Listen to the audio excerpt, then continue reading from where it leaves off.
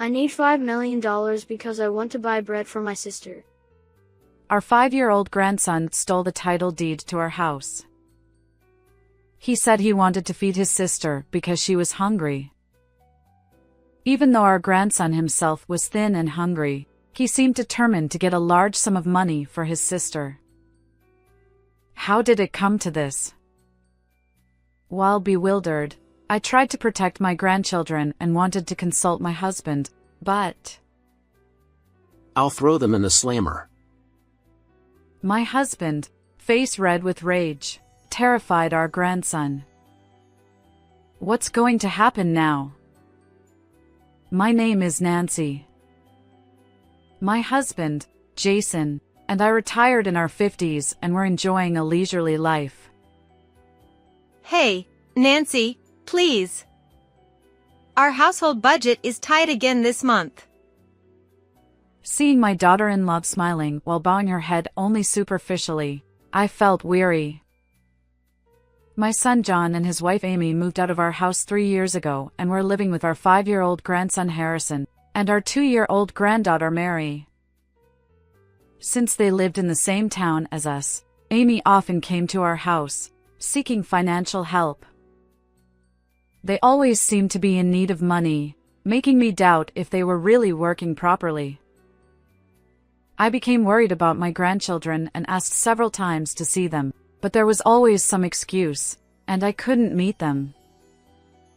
Come on, Nancy, you have plenty of money to spare, don't you?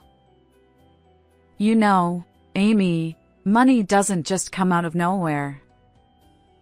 But you both do stocks and investments, don't you? That's the reason my husband and I were able to retire in our 50s. We decided to spend the rest of our lives volunteering and helping others.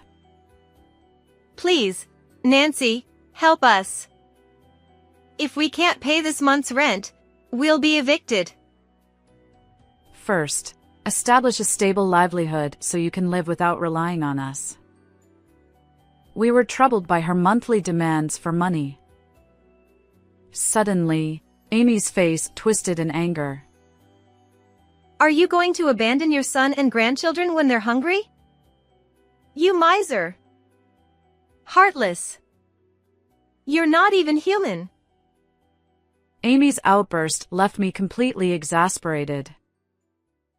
All right, but this is the last time.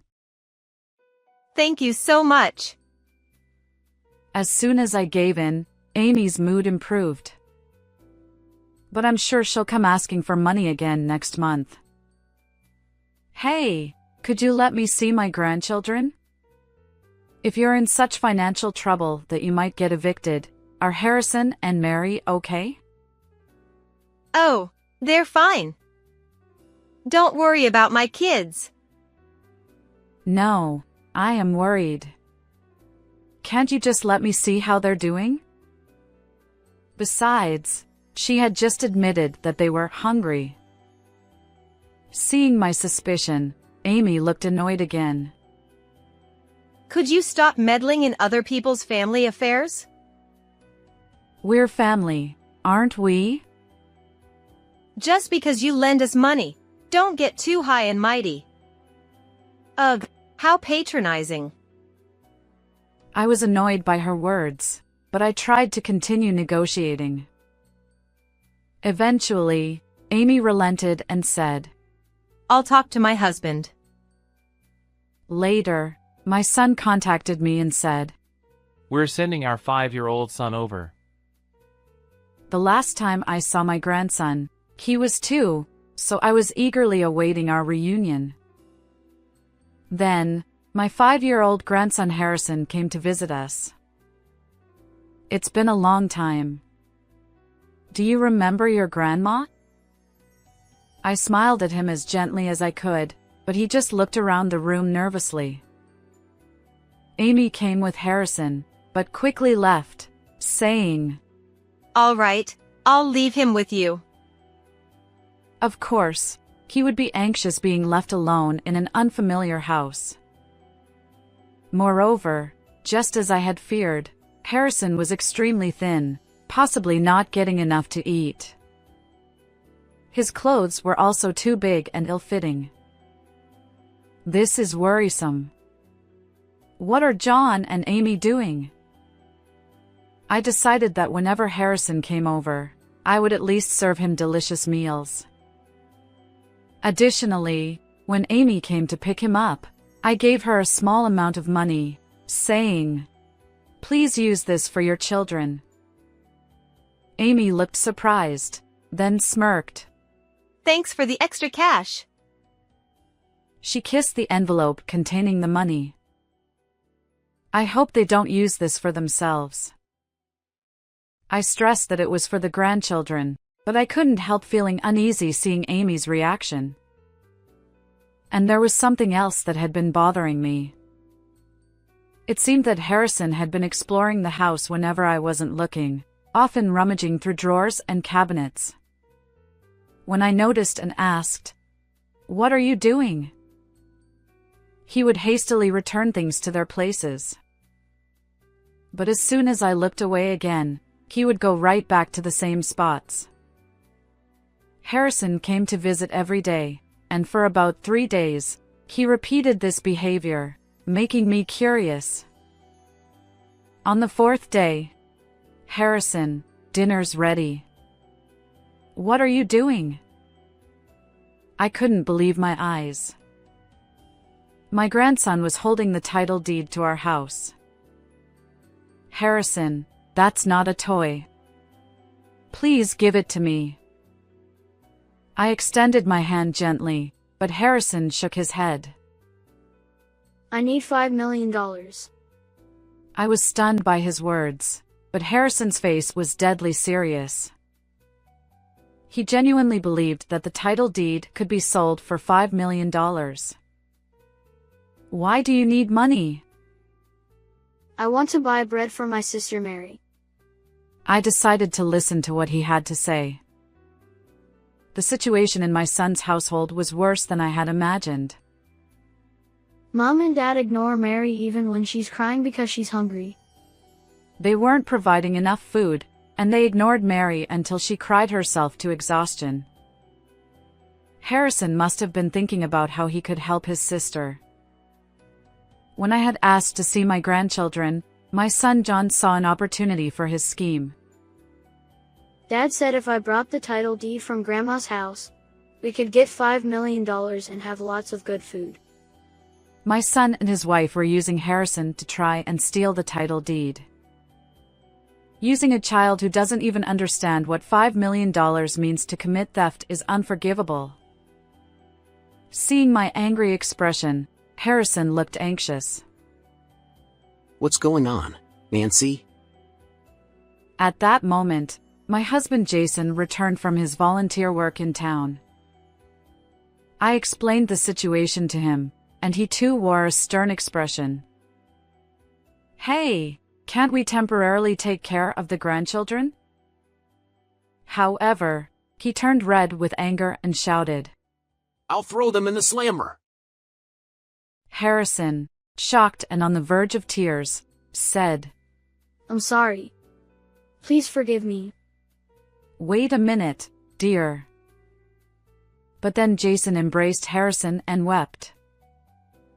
Oh, you poor thing. Even though you're so skinny, you're thinking about your sister. It seemed his anger was directed at our son and daughter-in-law. I sighed in relief.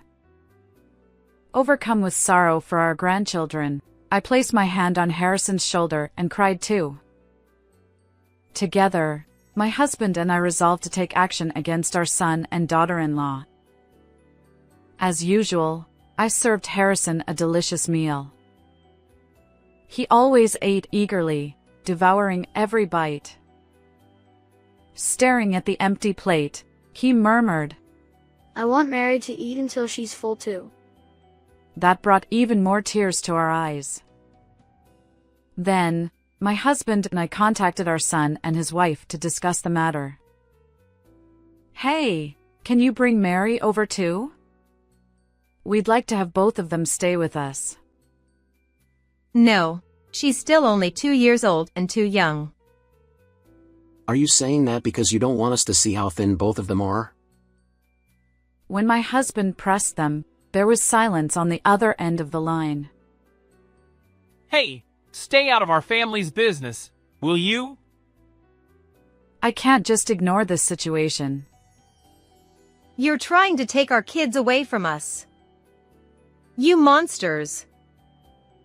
Amy started screaming again, making any conversation impossible. In the end, she didn't come to pick up Harrison, so he stayed with us. She was probably afraid of my husband and decided it was too difficult to take Harrison by force.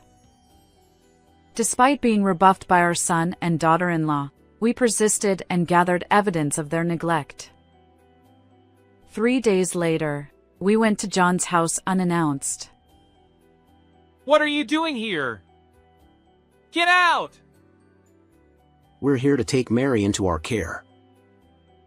We told you to stay out of our family matters. Our visit caused an uproar. Harrison was staying with a neighbor, and Mary was napping at the time. Despite the commotion, our granddaughter slept soundly. We have proof that you haven't been properly caring for Harrison and Mary, I said, glaring at them. They seemed momentarily taken aback, but quickly regained their composure. How could you know that without even coming here? Stop bluffing. As John and Amy mocked us, I held up my phone. The screen displayed videos of them ignoring a crying 2-year-old Mary while engrossed in their phones, captured at various locations like the park and supermarket. What is this? Did you secretly film us? And I took Harrison to the hospital and got a diagnosis. He's clearly malnourished. How do you have so much time for this nonsense? Must be nice to be retired and bored. They insulted us, but it was clear their confidence was waning. I shook my head calmly. There's no way just the two of us could gather all this evidence. We had help. Who helped you? Bring them here! I need to give them a piece of my mind. We could bring them, but I doubt they'd all fit in this house. John looked confused. You know we've been volunteering since we retired in our 50s, right? So what? What's that got to do with anything? Through our volunteer work, we enlisted the help of the entire town. Everyone except you two. As my husband laughed, John and Amy's faces turned pale. The townspeople had listened to our story with shock and anger. When my husband asked for their help to gather evidence against you, I continued. Everyone was more than willing to assist. And asked, "Didn't you feel the town watching you lately?" Everyone was keeping an eye on your actions. John and Amy clutched each other's hands, trembling with fear.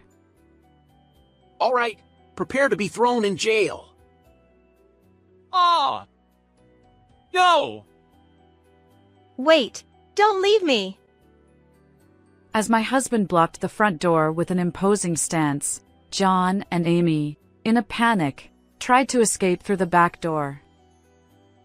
However, both let out yelps and fell to the ground, their legs giving way beneath them. Gathered there were townspeople, ready with cameras and smartphones to document everything. So, what's your next move? There's no escape now, I said as I slowly walked up to them. John and Amy, realizing they had no way out, dropped to their knees and began begging. We're sorry! We'll change our ways. I promise. Please, forgive us. We'll take proper care of the kids. Despite their desperate pleas, no one there was willing to forgive them. I have just one question for you. I said. What? What is it? Sensing a glimmer of hope, they looked up with expectant eyes. What did you do with all the money you begged from us and the money we gave you for the grandchildren? Well, John averted his eyes, unable to answer, and Amy remained silent. I believe the answer is right here. My husband, who had been searching through the other rooms, emerged carrying brand-name bags and sneakers, tossing them onto the floor. They scrambled to gather the scattered items in their arms. You took our money and spent it on luxury items for yourselves. You can't deny it anymore. Surrender quietly and accept your fate. At that moment, as if on cue, the police arrived with sirens blaring. John and Amy were forcibly shoved into the police car, crying and screaming, as they were taken away. Afterward, our son and daughter-in-law were arrested and faced severe charges for their actions.